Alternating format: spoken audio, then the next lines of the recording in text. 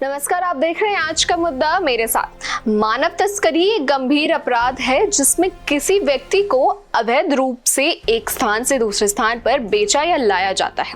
ये आमतौर पर शोषण, शारीरिक और मानसिक हिंसा और बुरी परिस्थिति में काम करने के लिए किया जाता है। मानव तस्करी में शामिल व्यक्ति को उसकी इच्छा के खिलाफ या तो धोखा देकर या बलपूर्वक किसी न किसी रूप में शोषण के लिए मजबूर किया जाता है। ये शोषण विभिन्न रूप में हो सकते हैं, जैसे सेक्स व्यापार, दास श्रम, बाल श्रम या अवैध अंग व्यापार। हाल ही में 27 जनवरी 2025 को भारत ने लाओस के गोल्डन ट्रायंगल क्षेत्र में 67 नागरिकों को बचाया।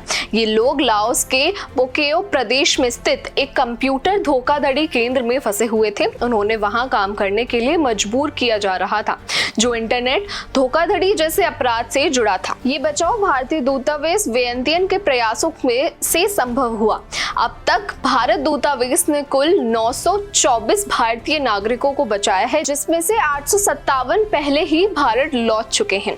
ये अभियान भारत सरकार की अपने नागरिकों की सुरक्षा के प्रति प्रतिबद्धता को दर्शाता है। आपको बता दें कि गोल्डन ट्रायंगल अर्थ विशेष क्षेत्र SEZ लाओस, थाईलैंड और म्यांमार की सीमावर्ती इलाकों में स्थित है। इसमें 2007 से लाओस सरकार और चीन के किंग्स रोमन ग्रुप ने आर्थिक विकास के लिए स्थापित किया गया था, लेकिन ये क्षेत्र अपराधों का केंद्र बन गया है। यहाँ ड्रग तस्करी, मानव तस्करी, कंप्यूटर धोखाधड़ी के कई मामलों का सामना करना पड़ रहा है। इस क्षेत्र में कई लोग, खासकर भारतीय नागरिक, नौकरी के झूठे वादों के साथ लाया जाता है, फिर उन्हें अनैतिक काम कराने के लिए मजबूर किया जाता है, जैसे लोगों से धोखा करना, ऑनलाइन फ्रॉड करना या अन्य अपराधों में शामिल होना।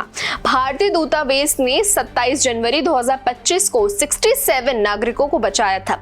दूतावास ने स्थानीय अधिकारियों के साथ मिलकर इन नागरिकों को सुरक्षित स्थान पर पहुंचाया और उनके लिए आवास, भोजन और अन्य सहायताओं की व्यवस्था की। इसके बाद इसकी निकासी प्रक्रिया शुरू की गई ताकि वे जल्द से जल्द अपने वतन भारत लौट सके। ये बचाव अभियान दूतावास की लगातार कोशिशों का हिस्सा है। इससे पहले दूतावास ने 635 भारतीय नागरिकों को अगस्त 2024 में बचाया था, जिसमें से अब तक 857 लोग भारत लौट चुके हैं। इन आंकड़ों से ये साफ है कि किस तरह से घटनाएं बढ़ रही हैं और भारत सरकार इस पर गहरी नजर रखे हुए है। गोल्डन ट्रायंगल क्षेत्र, जो पहले आर्थिक विकास के लिए बनाया था, अब अपराधों के लिए सुरक्षित स्थान बन चुका है। यहाँ ड्रग्स, मानव तस्करी, ऑनलाइन धोखाधड़ी से जुड़े मामलों की संख्या बहुत ज्यादा अधिक है। इस क्षेत्र में स्थानीय कानून व्यवस्था की काफी कमजोरी है, जिसमें अपराधियों को खुले तौर पर काम करने की छूट मिल जाती है। भारत सरकार ने समस्या को गंभीरता से लिया है और अपनी कड़ी सुरक्षा के प्रयास के तहत इन नागरिकों को बचाने के लिए स्थानीय प्रशासन से मिलकर वे काम भी कर रही है। भारत सरकार अपने नागरिकों की सुरक्षा को प्राथमिकता देती है। इस कारण से विदेश मंत्रालय और भारतीय दूतावास इस तरह के मामलों में सक्रिय रूप से भी काम कर रही है। जुलाई 2024 में विदेश मंत्री S जयशंकर ने लाओस, कंबोडिया और थाईलैंड के विदेश मंत्रियों से मुलाकात की और इस मुद्दे पर उन्होंने खास चर्चा भी की।